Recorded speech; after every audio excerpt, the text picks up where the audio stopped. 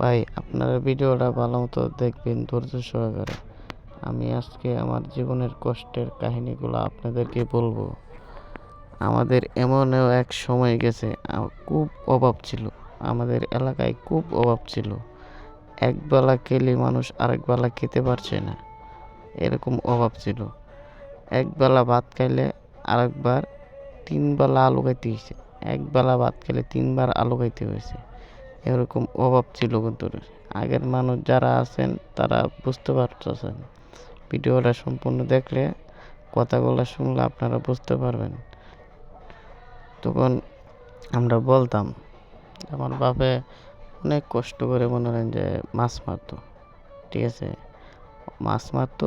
তারপরে আমরা আছিলাম 4 ভাই 3 বোন।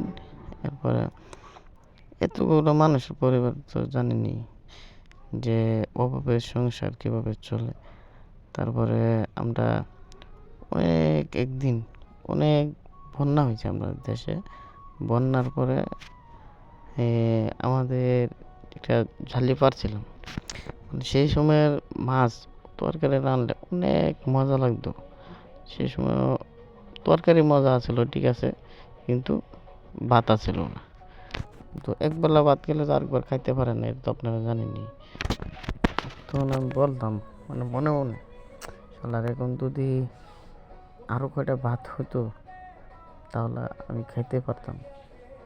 তখন আবার ওইটাও চিন্তা করি যে আমার বাপ হয়েছে গরিব, ঠিক আছে, আমরা যেটা খাইতে এটাই তো যথেষ্ট না।